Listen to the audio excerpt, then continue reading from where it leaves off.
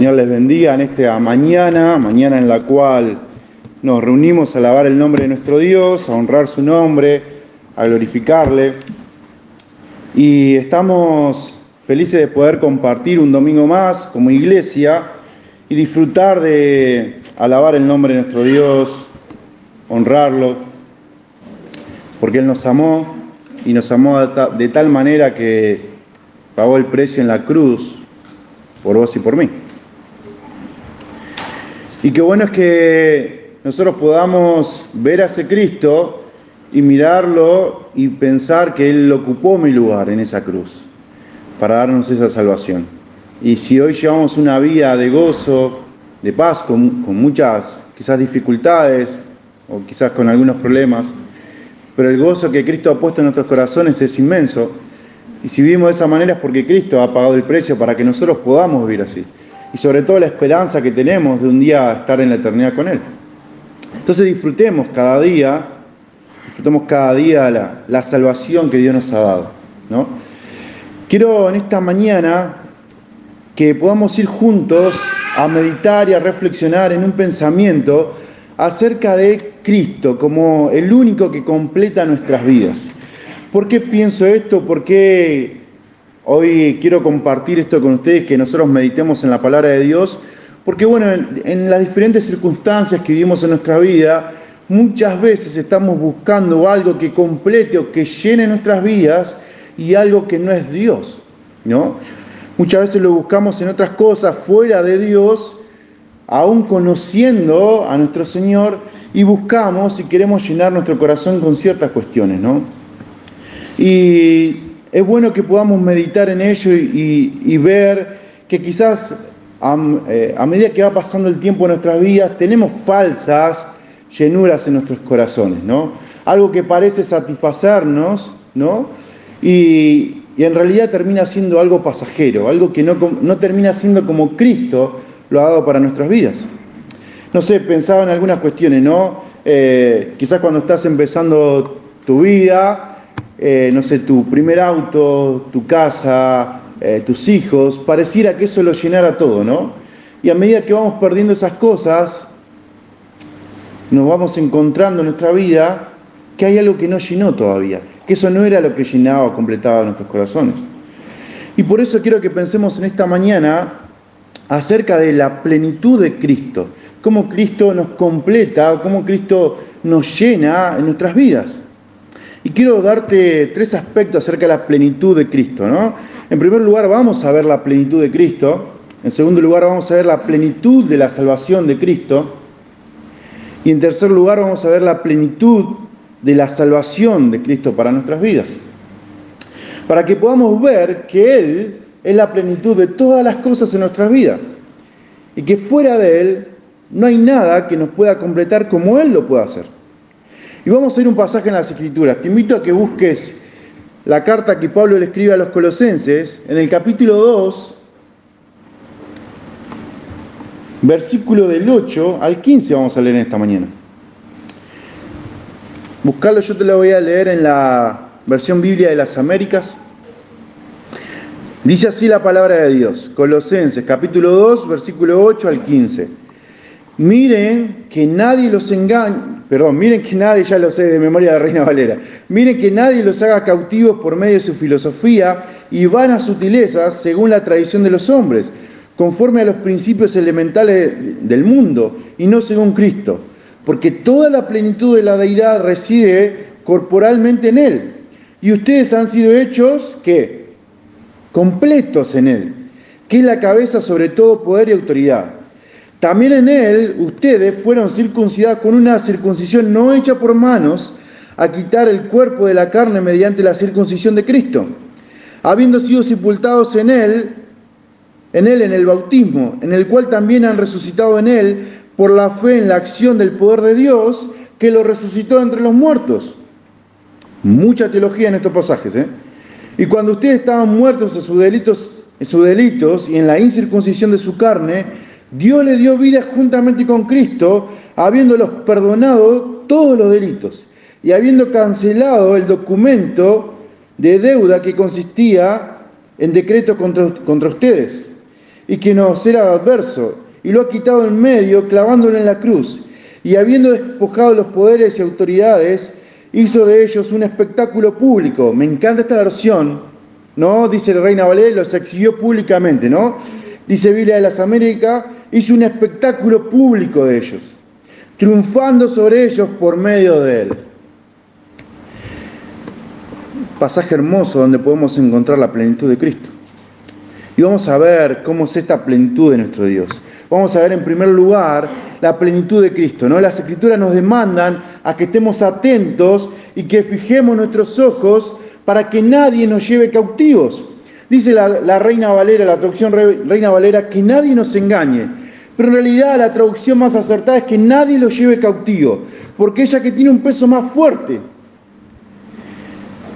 Porque llevarte cautivo significaba que había una guerra y que venía una persona más fuerte, un conquistador más fuerte, con mayor fuerza, con mayor poder, la cual nos destierra de nuestro hogar, para implantarnos otra cultura, otro estilo de vida, otro pensamiento, otros hábitos. Quizás cuando alguien nos engaña afecta nuestras emociones, nos sentimos traicionados, pero pasa. Pero cuando nos lleva cautivo, cuando hay una guerra, cuando tenés que batallar y el otro te gana, tenía que llevarte cautivo, te cambiaba todo tu estilo de vida. Si no, recordemos lo que pasó con Daniel. Lo llevaron, quisieron cambiar sus hábitos, su adoración, su comida, su estilo de vida, le cambiaron hasta su nombre. Bueno, esto es lo que Pablo le está diciendo a los colosenses, que nadie los lleve cautivo. Tenga cuidado que nadie les saque, les gane esta batalla y les quite su estilo de vida, su manera de pensar, las bases que han formado espirituales. Tengan cuidado, estén atentos, que nadie los lleve cautivo. Presten mucha atención. Y bueno, este es el mandato que Dios nos da también a nosotros. Estén atentos, porque si pierden la batalla, si son conquistados, serán quitados de su cultura, de su pensamiento, de sus convicciones. Y queridos hermanos, es esto lo que estamos viendo hoy en día. Más adelante lo vamos a ver. Pero llevarnos cautivo al pensamiento del mundo que está ahí dando vuelta y que batalla con nosotros todo el tiempo y que nosotros presentamos también batalla.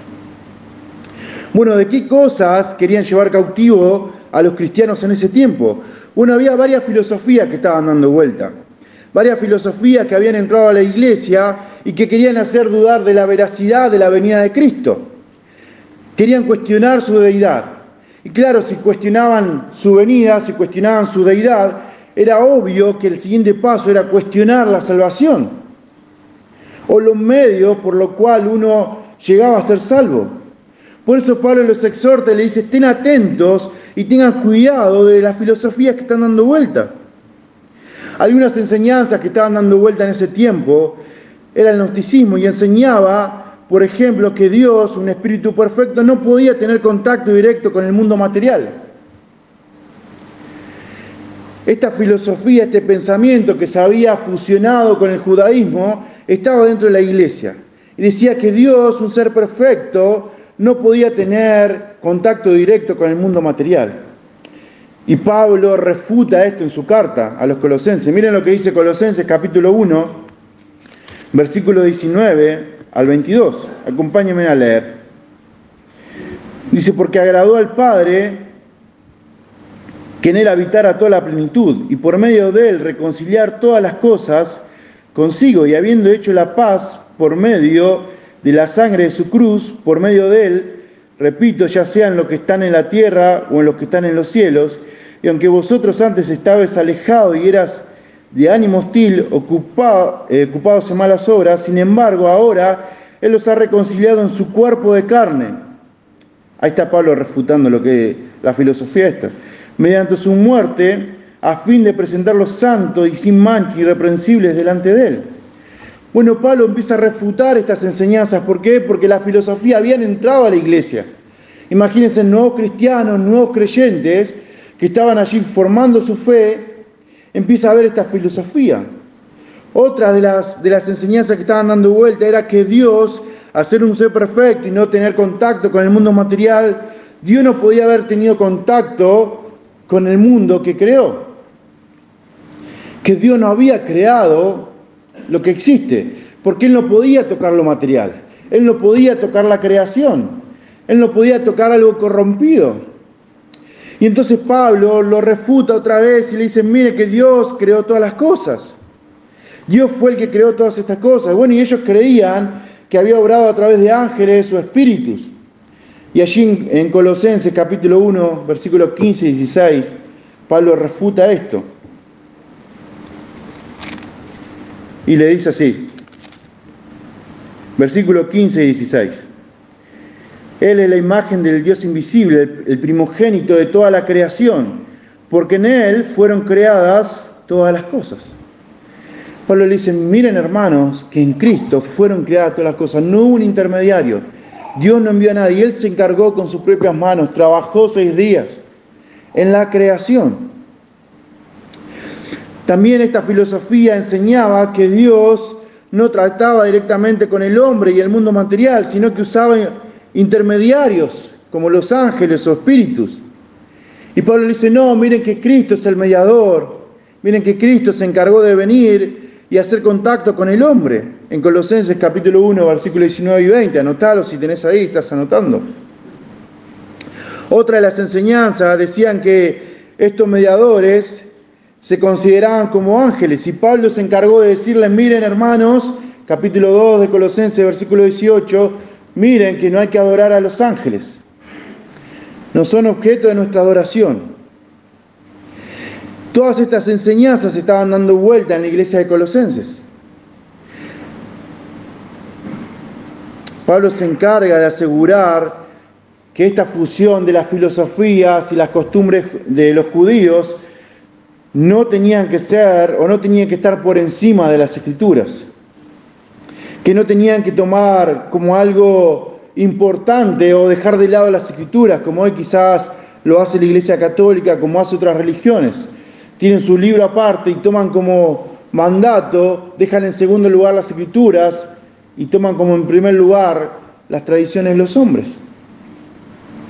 Dice Pablo ahí en Colosenses, miren que estos son tradiciones de hombre y son principios elementales de este mundo, o los rudimentos de este mundo, dice la Reina Valera. Bueno, la palabra rudimentos era una palabra importante porque tenía un significado especial, y era que la palabra en griego es estoichea, que significaba poner una cosa al lado de la otra para afirmar un conocimiento. Por ejemplo, el abecedario que nosotros tenemos, la seguidilla de las letras, A, B, C, y eso es el principio literario para aprender a leer, a escribir, a redactar y demás. Entonces Pablo le dice, miren que los principios elementales no sean dañados por estas filosofías que están dando vuelta. Pablo le dice, el autor a los Hebreos, en capítulo 5, versículo 12, le dice, ustedes ya debiendo ser maestros, tenemos que volver a los principios elementales de la fe, enseñarle otra vez los principios elementales de la vida cristiana, enseñarle qué es lo que está bien, qué es lo que está mal. Esta gente empezaba a armar una serie de pensamientos, de lecciones, que llevaban a que los cristianos pudieran malinterpretar las enseñanzas de las Escrituras o dejarse llevar por malas enseñanzas. Enseñanzas que querían ocupar el lugar de la plenitud de Cristo. Ahora, hermanos, cuando nosotros sustituimos a Cristo en nuestras vidas, lo que vamos a encontrar es caos en nuestro corazón. Queridos hermanos, cuando se presentan enseñanzas, filosofías que de este mundo, ¿cuán preparados estamos teológicamente para enfrentar lo que el mundo nos está queriendo decir?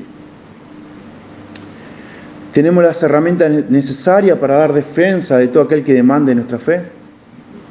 ¿Estamos preparados? ¿Estamos listos para salir al mundo y presentarnos y dar batalla? ¿Nos hemos ocupado de leer las Escrituras, estudiarla a tal punto que la convicción sea a través de su palabra? Quizás, hermanos, muchas de nuestras convicciones o muchos de nuestros pensamientos están basados en la convicción del predicador del momento, porque lo dijo el predicador, porque lo dijo aquel que vino a enseñar, porque lo dice el maestro de escuela bíblica. Nosotros debemos demostrar que nuestra fe radica en algo en el cual hemos pasado tiempo en estudiar, que hemos dedicado tiempo a estudiar y a vivir la fe en nuestros corazones, que Cristo ha puesto en nuestros corazones gracias al conocimiento que tenemos de Cristo. Porque hemos pasado tiempo en las Escrituras, a tal punto que cuando alguien demande o diga algo, nosotros podamos salir a defender con la palabra de Dios y con convicciones que están fundadas en la palabra. Pensaba esto porque hace un tiempo atrás escuchaba al hijo de un cantante muy famoso, un cantante cristiano, o que compone música cristiana, diciendo que Jesús no había muerto en la cruz como Dios, sino como hombre, porque nadie podía matar a Dios. Entonces cuando Jesús se tuvo en la cruz fue 100% hombre y no fue Dios. Entonces el pensamiento, el razonamiento que él tenía era hasta incluso lógico. Es verdad, nadie puede matar a Dios, nadie puede destruir a Dios. Entonces él llegaba a razonar esta cuestión y llevaba a muchos a pensar, y todos sus seguidores obviamente creen en lo que está diciendo. Ahora, hermanos, cuando nosotros estamos sin fundamentos en la palabra de Dios, cualquier enseñanza que pueda estar dando vuelta en nuestras vidas puede hacernos caer en un error. Es menester que puedas leer las Escrituras, estudiarla a tal punto que tu fe esté basada en los principios de la palabra de Dios. Incluso que seamos, como nos demanda las Escrituras, como los de Berea, que fueron y cuestionaron a Pablo con la palabra de Dios. Estudiaron ahí y se fijaron, bueno, sí es verdad lo que dice, pero con la palabra de Dios. Hermano, ¿cuánto tiempo le dedicás de estudio a la palabra de Dios? Para que ella pueda generar convicción en tu corazón y no vivir lo que otros dicen o de las convicciones de otros.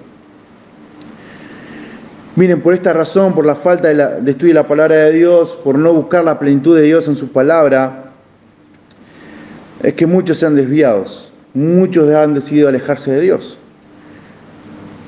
Muchos que no estaban bien fundamentados en la fe, hoy en día no están en la iglesia. Y se están excusando en muchas cosas. Hace un par de semanas veía un reel en las redes sociales de una iglesia en Argentina, una iglesia conocida, y le hacía una entrevista a sus jóvenes. Y le decía, ¿está bien o está mal ir a bailar? O ir al boliche. Y bueno, algunos decían, bueno, sí, está mal ir, no hay que ir. Y otros decían, está bien ir, porque si vos vas, te sentás ahí, tomás una gaseosa o una cerveza, que no es pecado, no pasa nada. Mientras que no te mezcles con los demás y hagas lo que los demás hacen, está bien. O si vas a predicar ahí adentro, está todo bien, no pasa nada, no es pecado. Bueno, muchos de esos jóvenes dentro de la iglesia quizás estén viviendo algo así. Quizás hoy muchos están en yugo desigual por no querer esperar en Dios y se justifican de muchas maneras. Bueno, no había tiempo para esperar. Bueno, ¿con quién me iba a comprometer si no hay mujeres en la iglesia o no hay hombres en la iglesia? Era lógico, Dios me mostró algo afuera. Quizás otros estafan a sus amigos, familiares o al Estado y se excusan de su necesidad para poder hacerlo. ¿Por qué? Porque no hay un fundamento claro en las palabras de Dios, en mi vida, que haya tomado de la palabra de Dios. Y entonces todo es superficial y todo se derrumba cuando las emociones, cuando la filosofía de este mundo domina mi corazón y me terminan convenciendo. Hermanos, si tu seguridad cristiana no la puedes comprobar con las Escrituras, entonces tu fe está basada en la convicción de otro. Te lo vuelvo a repetir. Si tu seguridad cristiana no la puedes comprobar con las Escrituras, entonces tu fe está basada en la convicción de otro. Si yo te preguntara hoy, si crees en Cristo, cómo es la salvación de Cristo, cómo es la deidad de nuestro Dios, o cómo es la plenitud de nuestro Dios, y no lo podemos fundamentar con las Escrituras, explicarlo a través de las Escrituras, entonces estamos en un problema, porque nuestra fe está fundamentada en otras cuestiones. Dice Pablo allí, toda la plenitud de la deidad reside en Cristo. Ahora bien, Pablo nos empieza a afirmar que toda la plenitud de Dios vive corporalmente en Cristo. Esta es una afirmación grandiosa de Pablo, porque nos da a entender a nosotros que nuestra fe está fundamentada en algo que viene de parte de Dios y que Dios en esencia, en toda su esencia, en toda su plenitud, ha venido a este mundo a fundamentar nuestra fe o a afirmar nuestra fe. Dice el comentarista Wetz acerca de este pasaje, dice Pablo en esta declaración, dice que en el Hijo habita toda la plenitud de la deidad absoluta. No eran simples rayos de gloria divina lo que cubrían, iluminando su persona por algún tiempo y con un esplendor que no lo era Él, sino que Él era, dice este comentarista. Y es Dios absoluto y perfecto. Y el apóstol Pablo usa esta palabra para demostrar la esencia de la deidad en la persona de Cristo. No eran rayos de la deidad de Dios, no eran destellos, no era que Él estaba iluminado por la deidad de Dios, sino que toda la plenitud de Dios moraba en la persona de Cristo. Y nosotros podemos ver a Cristo en la cruz y decir, en Él habita toda la plenitud. Y si en Él habita toda la plenitud de Dios, nosotros podemos confiar en este Dios. Algunas falsas enseñanzas de la iglesia primitiva decían que Jesús, como Jesús no tuvo un cuerpo humano real, solo aparentó tener uno, y que separaban a Jesucristo hombre con el Jesucristo espiritual. Decían, bueno, vamos a dividirlo en dos. Está el Jesucristo hombre y el Jesucristo espiritual. Pero Pablo nos dice, no, señores, toda la plenitud habitó corporalmente en Cristo. Toda la plenitud de la deidad habitó en Cristo. Es por esa razón que nosotros debemos ver la gran importancia de la deidad de Cristo. Pablo se tiene que referir a Cristo como consubstancial con el Padre y el Espíritu y no como algo similar. Cristo no era algo parecido, no era algo similar. Cristo era consubstancialmente lo mismo que el Padre, lo mismo que el Espíritu.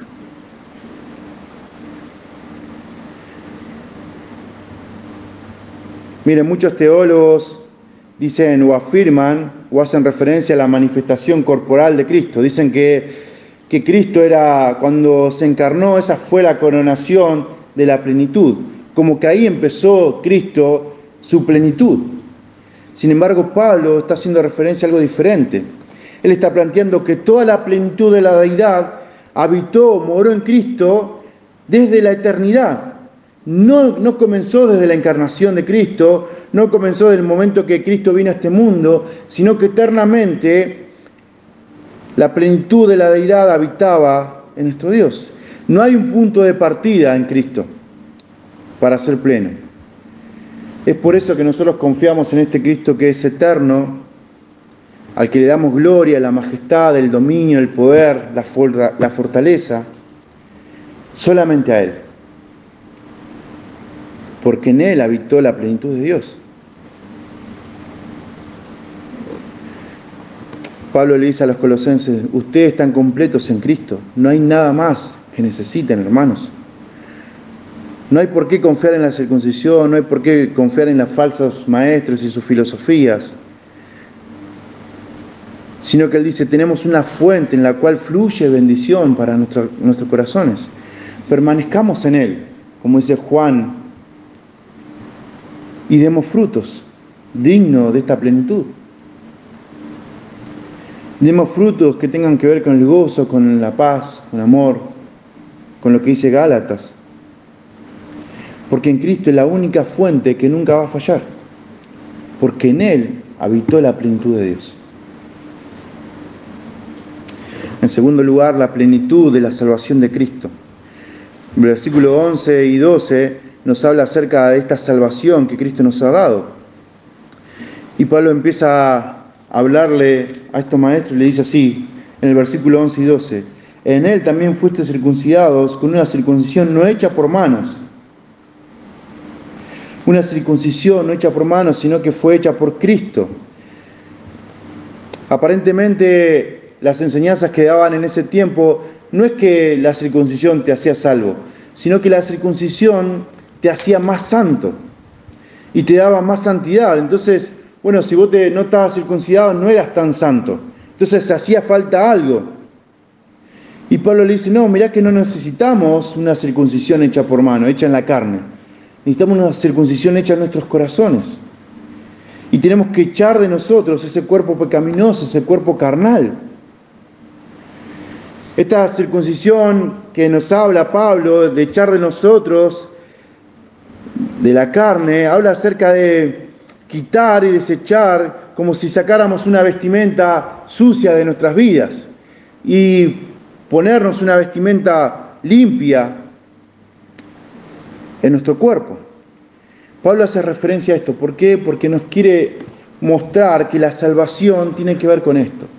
Cristo viniendo a quitar el pecado que había en nuestros corazones para darnos una vida santa y pura delante de Él. Es por eso que Pablo hace referencia a Cristo diciendo que tenemos la plenitud de la salvación y que no necesitamos nada para alcanzarla, sino ser llamados al arrepentimiento. Nosotros no somos cristianos porque oramos, no somos cristianos porque nos congregamos, porque leemos la Biblia, porque ayudamos a los demás, porque ofrendamos. No somos cristianos, no es lo que nos hace cristianos. Somos cristianos porque Cristo vino a morir en una cruz, a quitarnos ese pecado que moraba en nosotros.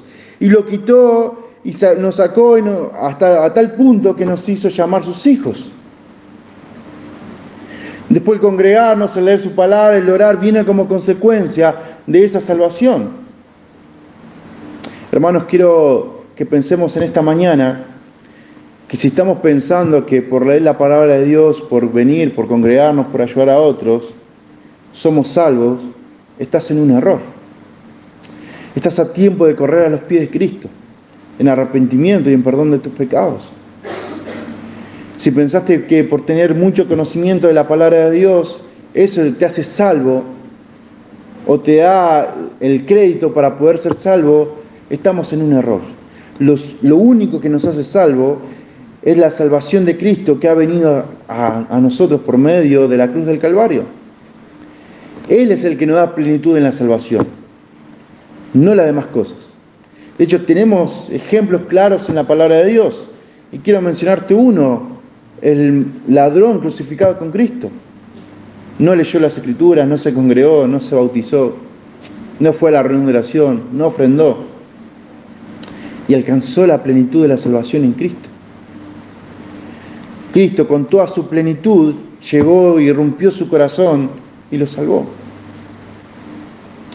Nosotros, hermanos, podemos gozarnos en este Cristo que nos ha dado la salvación tan grande para cada uno de nosotros. Dice Pablo que en la circuncisión de Cristo somos sepultados en Él, en el bautismo. Pablo le dice a los cristianos gentiles que encontraron su verdadera circuncisión en su bautismo. Los cristianos, dice Pablo, no necesitan ser circuncidados, sino que necesitan ser bautizados, porque esta era una señal de arrepentimiento, era una señal de que habían sido transformados en su vida espiritual. Y todas las Escrituras hacían mención de que había dos tipos de circuncisión, una hecha en la carne y otra en el corazón. Muchos pasajes nos hablan de esto. Jeremías 4:4, Ezequiel 44:7, 44:9, Deuteronomio capítulo 10, versículo 16, te lo quiero leer. Dice así: circuncidad pues el prepucio de vuestro corazón y no endurezcáis más vuestra cerviz.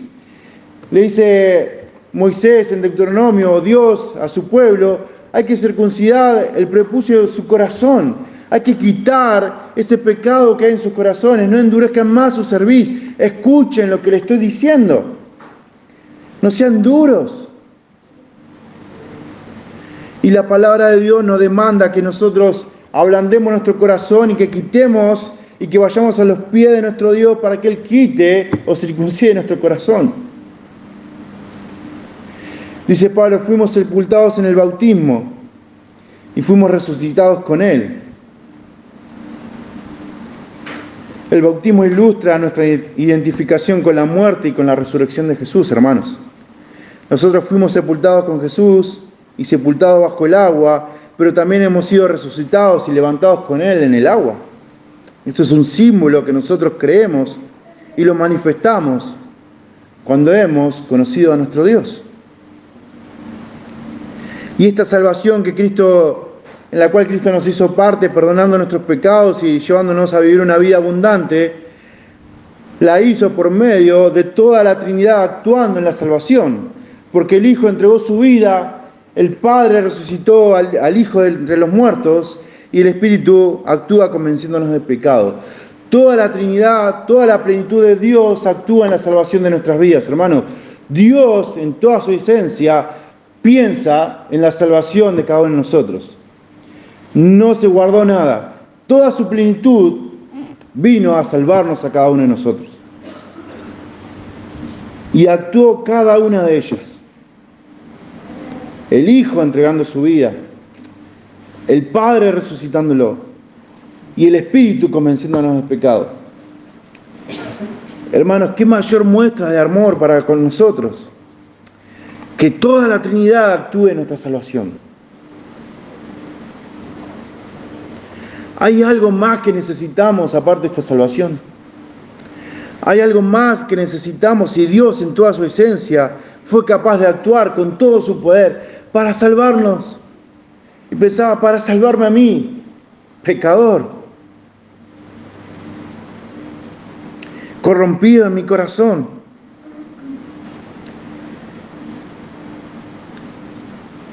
Actuó para salvarnos, hermanos. ¡Qué gozo! ¡Qué mayor gozo para nuestra vida! ¿Qué más necesitamos? ¿Qué más queremos en nuestra vida, hermanos? Es el poder que actúa y al cual hablan los apóstoles.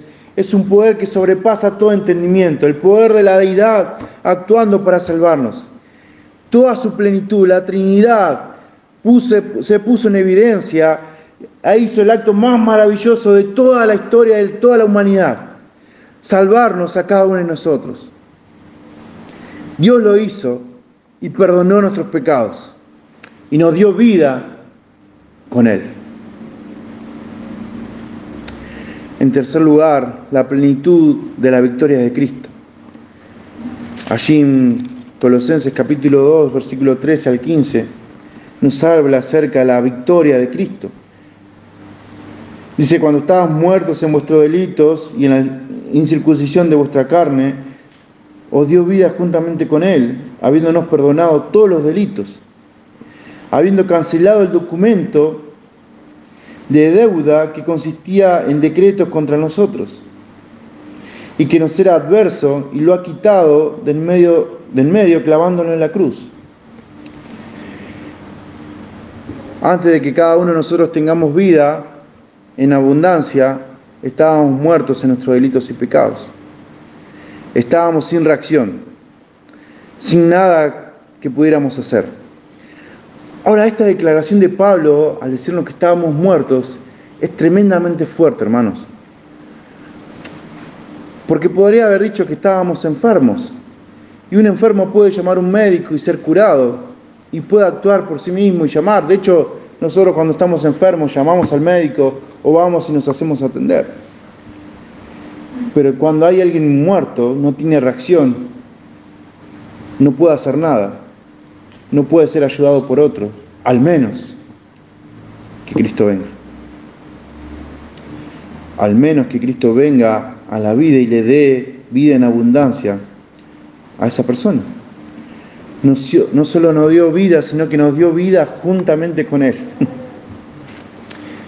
No nos levantó de la muerte y nos dejó ahí, sino que también nos dio vida con Él.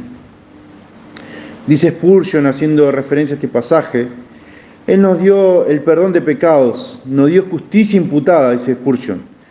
Todas estas cosas son preciosas. Dice, hemos recibido al mismo Cristo, al Hijo de Dios, que ha sido derramado en nosotros, lo recibimos y nos apropiamos de Él. Él nos perdonó, nos dio vida, nos dio justicia imputada. Vino el Hijo de Dios, nos derramó su perdón hacia nosotros y nosotros nos apropiamos de Él y vivimos con Él. Dice Pablo que Él anuló o quitó el acta que era contra nosotros. El término acta tenía que ver con un documento escrito a mano y era entendido en varias cuestiones. Algunos lo tomaban en el sentido legal, dice que representaba los cargos que eran contra un prisionero o la confesión de un prisionero.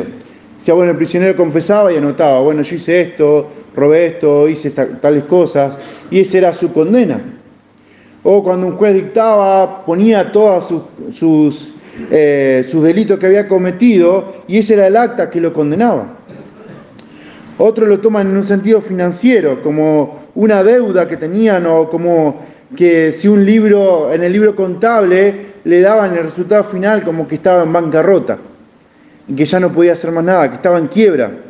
Y bueno, y nosotros estábamos en bancarrota delante de Dios.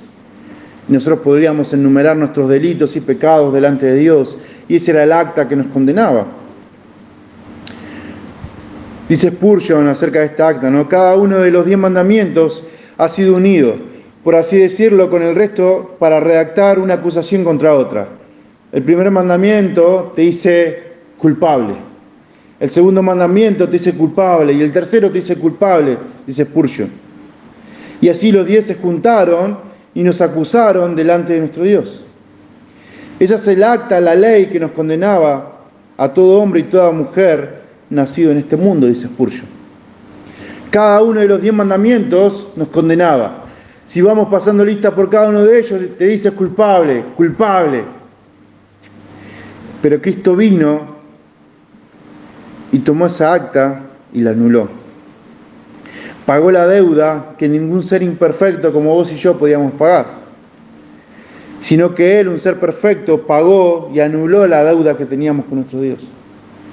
Esa lista de delitos y pecados que teníamos, la tomó, la abolló y la tiró. Ese libro contable que decía en bancarrota, lo puso en cero y empezó a sumar a favor de nuestras vidas. No solo que anuló el acta, sino que también la quitó de nuestras vidas. Y ¿sabes qué? Recordaba la cruz del Calvario allí cuando Pilato pone el cartel y pone la sentencia que era de Cristo. Y es quitado y le ponen allí, este es el Rey de los judíos. Y veo a Pablo mirando esa cruz y viendo ese título y haciéndonos recordar a nosotros que lo que estaba escrito en la cruz es el acta del pecado que nos condenaba. Y sin embargo, Jesús allí en la cruz la venció. La derrotó, hermanos. Y es por eso que cada uno de nosotros puede mirar a la cruz y decir, mi deuda o el acta que me condenaba ha sido quitado.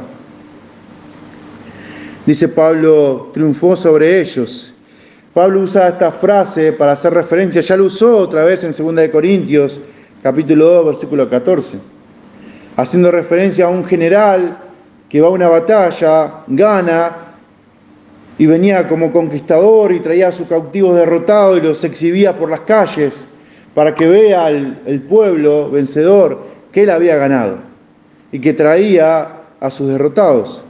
Quizás tal vez Satanás pensó en su momento, mientras Cristo era crucificado, que había ganado la batalla.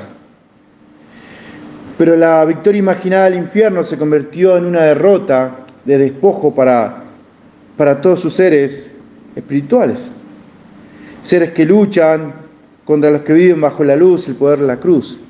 Dice allí que los exhibió públicamente, los humilló públicamente. Y esa humillación fue grande para todo el infierno. Él tuvo una victoria plena, hermanos. No fue a medias. No fue una victoria que quedó corta. No fue una batalla ganada, fue la guerra ganada. Guerra que no se va a levantar más porque ya venció. El Cordero de Dios venció con toda su plenitud. Los humilló públicamente. Los paseó delante de todo el cielo, de toda la creación. Porque Él venció. Ese general victorioso mostró a sus derrotados. Dice Tozer en un comentario, Cristo en esta imagen es el general conquistador. Los principados y las potestades son el enemigo vencido que se muestra como un botín de batalla ante el universo entero. Dice, la muerte de Cristo no solamente otorgó perdón, también manifestó poder. No solamente canceló la deuda, sino que fue un triunfo glorioso para nuestras vidas. Queridos hermanos, nosotros tenemos la plenitud en Cristo.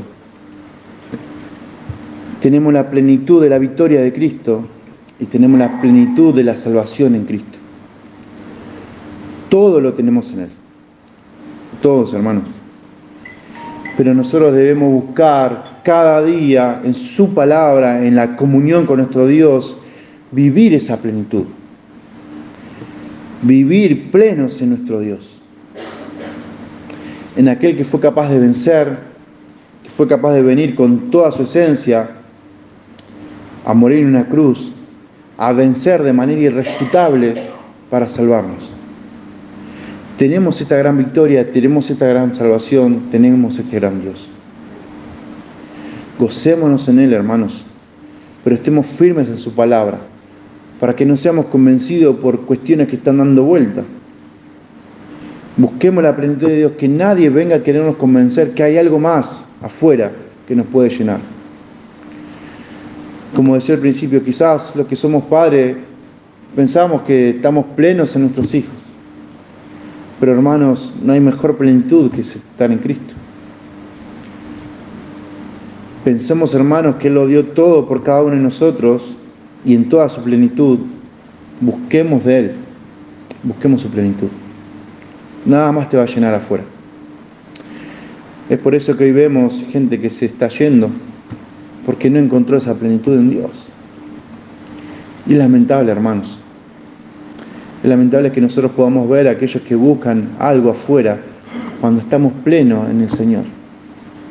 Y que además no tenemos que hacer nada para recibir esta plenitud. Porque Cristo ya lo hizo todo. Lo único que nos queda a nosotros es deleitarnos en ella, buscar, afirmarnos en su palabra, conocerle cada día más, para que Él pueda mostrarnos esa plenitud.